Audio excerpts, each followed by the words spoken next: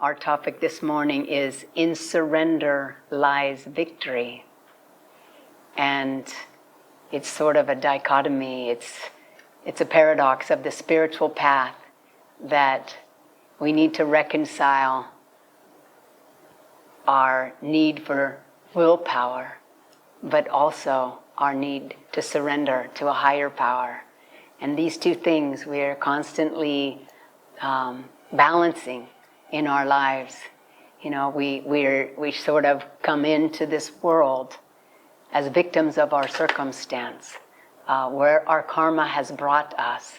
You know, the lessons we need to learn that are stored in our astral body give us a set of circumstances that we have drawn, that we have attracted, but also that Divine Mother has chosen for us so that we may grow.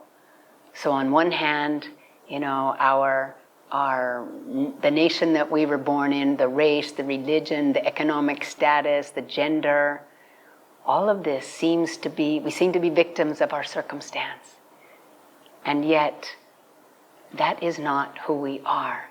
And we have a spectrum of either believing this is who we are, I am the ego, I am this body, born in this situation, like a bird in a cage. Yogananda used the analogy of the bird in a cage. You can open the door to the cage, but the bird is so comfortable in his cage that he doesn't want to go out. He may hop out a little, but then he quickly rushes back because he's much more comfortable in the surroundings that he's used to. And isn't that also true for us? We become very familiar with our surroundings and our identifications, and it's very difficult to break out of those. But the gurus come and show us that self-determination and willpower is how we can break out of those. Yogananda gives us energization exercises. That's the main technique he brought to us. But all the great ones have shown us by their example how to use willpower, how to use willingness to break out of our cage. If you look at many of the stories in the Bible, Jesus, when he's only 12 years old, stays behind from his family and his family's caravan going back to their hometown, and he stays behind to discuss things with the priests of the high temple of Jerusalem. And after 3 days, his parents, who think he's somewhere in the caravan, realize he's not with them and rush back to Jerusalem and scold Jesus and say, "Why didn't you come with us? We're so worried about you." And he reprimands them and says, "Don't you know I'm about my Father's business?" And he lets them know then he is not going to have the normal life of a boy growing up as a carpenter in a village. And of course, in the autobiography, we read all the stories of our guru Yogananda escaping to the Himalayas and them catching him at the train station and bringing them back and getting reprimanded by his older brother, and all the different ways that Yogananda tries to break out of his, in fact, of course, successfully does break out of his familiar environment that he grew up with. And of course, at only age 27, in 1925, moved to America and started teaching Kriya Yoga and meditation all across the West, long before Indians were really living in America. Now, of course, there's very many. Then it was quite a revolutionary thing to do. And he lectured across the country despite racism, despite teaching yoga, which was not at all known in the West. And so he broke out. And of course, Swami Kriyananda, first time he read Autobiography, left everything he knew on the East Coast and went to California. So we have examples of people who have done that. It's not only great souls. We know each other, ekla chalo, that have sort of maybe left the opinions of our friends and our family and took up meditation and took up a serious spiritual path. So this is the energy and the willpower that we need to grow out of our previous conditioning, out of the circumstances from which we were born in. And if we speak for a moment about the Mahabharata and look at the choice that Arjuna made versus the choice that Duryodhana made, you know, Arjuna chose Krishna. He said, "God, I choose you." And Duryodhana was just thrilled by this choice and said, "Great, I'll take your army, Lord. Thank you so much." And here, Duryodhana and his army was vast numbers and too difficult to count. And when you think of what Lahiri Mahashaya gave characteristics to the characters of the Mahabharata, and Duryodhana was King Material Desire. So Material Desire has all his troops with him, all his army with him that backed him up, which was, of course, Bhishma, who represents the ego, was the senior, most advanced player on the field for the Kauravas. But Material Desire was his main champion. And then if you think of all the tendencies of greed, of attachment, of jealousy, of worldliness, all of these were the army. And yet Krishna was on the side of the Pandavas, because Krishna knew that it was possible, with his help, to overcome Maya, to overcome delusion, and have victory over the ego. And Arjuna, the devotee, the soul, chooses God. And he knows that he cannot lose if he has God by his side. And yet, they're so few. It's so easy to count that side of the army, because what are the qualities of God? Peace, love, kindness, joy, the power of Om. All of these qualities of God, they're very easy to count because they're infinite in nature. And so the problem is, though, once the battle gets started, Arjuna sits down on the battlefield and says, I don't want to fight. He himself sees all his relatives, but also his own tendencies, his remembering, his habits, his tendencies, his desires, what he grew up with. Does he want to fight that battle of breaking that conditioning and just go for God?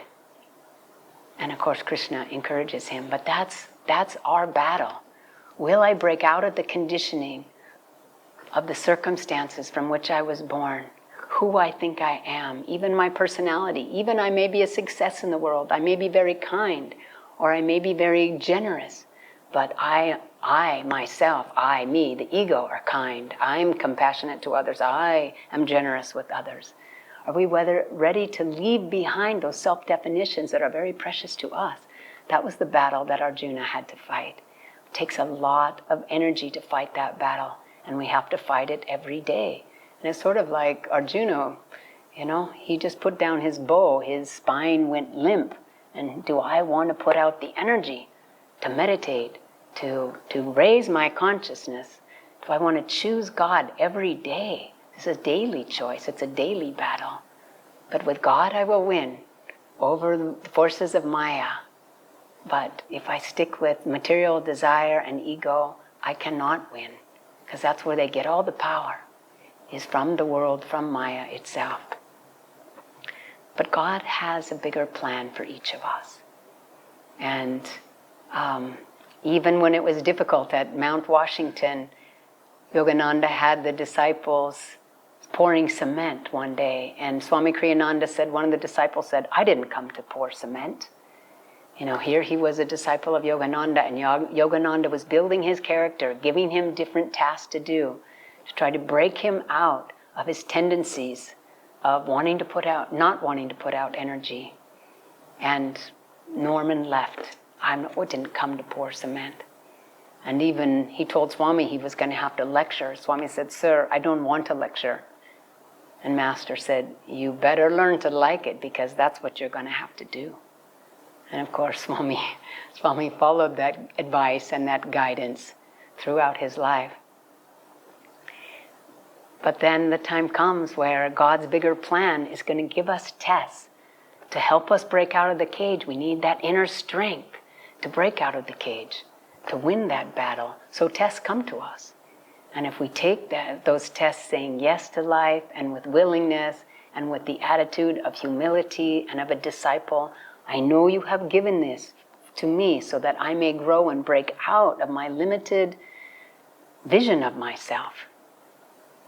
And so, test after test, the devotee stands strong and puts out the energy and the willingness and the determination to overcome each test. And then once he becomes very strong in himself, and even the ego becomes strong, he realizes, I need guidance. I need a guru. And for those people who don't think they need a guru, they just continue to be doing the same thing they do life after life. I want this kind of guidance. I want that kind of guidance. That's what we say in the discipleship vow. Before I followed the guidance that I wanted. Now, Divine Mother, I will follow your guidance. Because the strong devotee realizes he cannot get there on his own. His whole personal will is already tainted with all his past karma and all his tendencies and all his habits. But the Guru can give him what he is, give him that power to overcome. And so the stage of discipleship comes, the stage of surrender. And so we say, I surrender my ego to you, and I want to walk the path that you are leading me. I know you will lead me to victory. And even, those are the vows we take for discipleship, and even the Nayaswami vows. It's like, I will renounce my ego and expand my awareness into infinity. I no longer want to be this little self. We say, I am ego, I am this, I am that. No, tatvamasi. I am that. And in our meditation, hongsa, ahamsaha, I am he, I am infinite, I am Om, I am omnipresence, all-pervading, all-blessed, I am Om. That is our true identity. So when we surrender, this is what we receive. And at the end of the battle of the Mahabharata, Bhishma, who represents the ego, is shot full of arrows. And yet he lays on the battlefield still alive, because it's the grace of Bhishma not to be killed. He has to surrender himself to death. And representing the ego will never be stripped involuntarily of its powers. It needs to surrender itself. So that is how we find victory. When the ego surrenders itself, the bird flies from the cage in freedom. We find our freedom, self-realization, the knowing we are already one with the kingdom of God. God is trying to make us perfect. Jesus said, don't you know that ye are gods? Be perfect, even as your Father in heaven is perfect. And all of Krishna's soldiers are like Krishna. Yatodhamma Tata Jaya. And as Krishna's soldiers, we no longer follow our own will. We follow the will that God has for us. And we're open to that will. It flows through us, and we manifest His will, His presence in this world. Swami Kriyananda said that surrender means the surrender of our deluded, egoic will to the wise will of God. Human will is guided by whims. It leads one day to success, another to disaster. Divine will is in harmony with reality. The divine will, when we surrender to it, always brings deep inner peace and joy. In the end, it always proves to be for our highest good. The fruit of a life wholly surrendered to God is great inner strength. And the Gita lists the signs of true strength as humility, unpretentiousness, harmlessness, forgiveness, integrity, service to the Guru, purity, steadfastness, self-control, indifference to sense objects, lack of self-involvement, perception of the sufferings and evils inherent in birth, illness, old age, and death, non-attachment, non-identification of the ego with one's own children, wife, and home, equal acceptance of both fortune and misfortune, unswerving devotion to me and identity with me, love of solitude, disinclination for worldly society, perseverance in the pursuit of self-knowledge, aspiration toward true wisdom. Qualities opposite to these virtues are the signs of ignorance.